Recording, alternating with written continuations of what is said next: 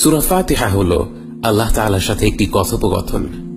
সূরা ফাতিহাতে আমরা বলি, ইহদিনাস সিরাতাল মুস্তাকিম, আমাদের সরল পথ দেখিয়ে দিন। এবং সূরা ফাতিহার পরে আমরা পবিত্র কোরআনে সূরা বাকারা পাই, যার শুরুতে আল্লাহ তাআলা বলেন, যালিকাল কিতাবু লা রাইবা ফীহি হুদাল লিল মুত্তাকিন। এটা আল্লাহর কিতাব, এর মধ্যে কোনো সন্দেহ নেই, এটি হিদায়াত সেই মুত্তাকিদের জন্য। অর্থাৎ সূরা ফাতিহাতে আমরা আল্লাহর কাছে হিদায়াত চাচ্ছি এবং এর পরপরই আল্লাহ তাআলা বলছেন এটা হচ্ছে মুত্তাকিদের জন্য হিদায়াত। অতএব বলা চলে সূরা ফাতিহা হচ্ছে আল্লাহর কাছে আমাদের প্রার্থনা এবং বাকি কোরআন যেন আল্লাহর তরফ থেকে সেই প্রার্থনারই একটি উত্তর। এই কারণেই আমরা যখন নামাজে দাঁড়াই, প্রথম 2 রাকাতে আমরা সূরা ফাতিহার সাথে আরেকটি সূরা মিলিয়ে পড়ি।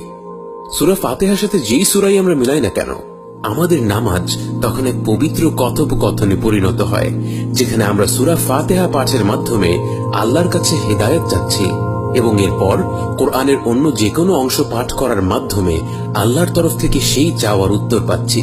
মনে করুন আপনি সূরা ফাতিহার পরে সূরা ইখলাস পড়লেন। বিসমিল্লাহির রহমানির রহিম, কুল হুয়াল্লাহু আহাদ আল্লাহুস সামাদ লাম ইয়ালিদ ওয়া লাম ইউলাদ ওয়া লাম ইয়াকুল লাহু কুফুওয়ান আহাদ। সেই ক্ষেত্রে সেই রাকাতে আপনি আল্লাহর কাছে হেদায়েত চাইলেন এবং আল্লাহ আপনাকে তার নিজের পরিচয় দেওয়ার মাধ্যমে আপনাকে হেদায়েত দিলেন। শুধু এভাবেই নয়, আমরা যখন শুধু সূরা ফাতিহা পাঠ করি, তখনও বাস্তবে আমরা আল্লাহ সুবহানাহু ওয়া তাআলার সাথে একটি পবিত্র কথোপকথনে লিপ্ত হই।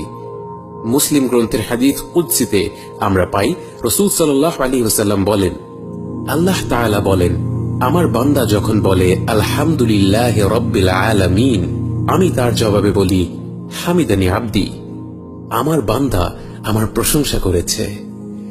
সুবহানাল্লাহ। একবার ভেবে দেখুন, এই প্রকাণ্ড মহাবিশ্বের এক ছোট্ট নক্ষত্রপুঞ্জ রয়েছে, সেই ছোট্ট নক্ষত্রপুঞ্জে রয়েছে লাখো নক্ষত্র। সেই লাখো নক্ষত্রের মধ্যে তুচ্ছ এক নক্ষত্র, নাম তার সূর্য, সেই নগণ্য আলোক ছটাকে ঘিরে ঘুরছে গুটি কয়েক ধূলিকণার সমান গ্রহ। সেই গ্রহগুলোর মধ্যে একটি হচ্ছে পৃথিবী। নগণ্য এই ধূলিকণার কোনো এক ক্ষুদ্র কোণে শত কোটি সৃষ্টির ভিড়ে এক আপনি, মহাবিশ্বের তুলনায় ক্ষুদ্র, তুচ্ছ, উপেক্ষণীয় এক জীব। সেই আপনি মুখ থেকে উচ্চারিত করলেন আলহামদুলিল্লাহি রাব্বিল আলামিন, আর আপনার সেই কথা গোটা আকাশ মণ্ডলীকে ছেদ করে পৌঁছে গেল বিস্ময়কর এই জগতের স্রষ্টার কাছে। এবং সেই মহান সত্তা, সেই মহাবিশ্বের রব আপনার এই উচ্চারণ শুনে এতটা খুশি হলেন, এতটা গর্বিত বোধ করলেন যে তিনি তার সবচেয়ে কাছের ফেরেশতাদের নিকট বললেন, হামিদানি আবদি, আমার বান্দা আমার প্রশংসা করেছে। পৃথিবীতে এমন কোন পিতামাতা নেই যারা তাদের সন্তানকে নিয়ে এতটা গর্ববোধ করতে পারবে, এতটা আনন্দ বোধ করতে পারবে। সে সন্তান তাদের জন্য তার জীবনটাও দিয়ে দিক না কেন, এমন কোন বাবা মা নেই যারা তাদের সন্তানের কাজে এতটা খুশি হতে পারবে, যতটা আনন্দবোধ, যতটা গর্ববোধ আমার আপনার রব আমাদের নিয়ে করেন যখন আমরা বলি আলহামদুলিল্লাহি রাব্বিল আলামিন। এরপরে আমরা যখন বলি আর রহমানির রহিম, আল্লাহ তাআলা আরো খুশি হয়ে যান এবং বলেন আসনা আলাইয়া আবদি, আমার বান্দা আমার গুণাবলী বর্ণনা করেছে, গুণগান করেছে। অতঃপর আমরা যখন বলি মালিকি ইয়াউমিদ্দিন, তিনি বলেন মাজ্জাদানি আবদি, আমার বান্দা আমার মাহাত্ম্য বর্ণনা করেছে। এরপর আমরা বলি ইয়াকা না'বুদু ওয়া ইয়াকা নাস্তাঈন, আমরা শুধু আপনারই ইবাদত করি এবং আপনারই কাছে সাহায্য প্রার্থনা করি। তিনি তখন এর উত্তরে বলেন, এটা আমার এবং আমার বান্দার মধ্যকার ব্যাপার, আমার বান্দা যা চাইবে তাই সে পাবে।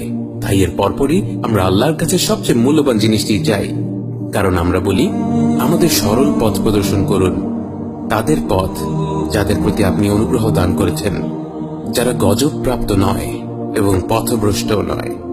তখন আল্লাহ সুবহানাহু ওয়া তাআলা এর উত্তরে বলেন, এটা কেবল আমার বান্দার জন্য, আমার বান্দা যা চায় তাই সে পাবে। অতএব আমার প্রিয় ভাই ও বোনেরা, আমরা যখন নামাজে দাঁড়িয়ে সূরা ফাতিহা পড়ার সুযোগ পাবো, এটা আমাদের জীবনের সবচেয়ে বড় নিয়ামতগুলোর একটি, কারণ এর মাধ্যমে আমরা স্বয়ং আল্লাহ তাআলার সাথে কথা বলার সুযোগ পাচ্ছি। আমাদের প্রতিটি আয়াত পাঠ করার পর তিনি এর জবাব দেন। তিনি ব্যক্তিগতভাবে আমার আপনার কথা গর্বের সাথে, আনন্দের সাথে তার সবচেয়ে নিকটের বান্দাদের কাছে উল্লেখ করেন। আসুন আমরা আল্লাহর সাথে এই কথোপকথনের মাধ্যমে তার নৈকট্য লাভ করার চেষ্টা করি।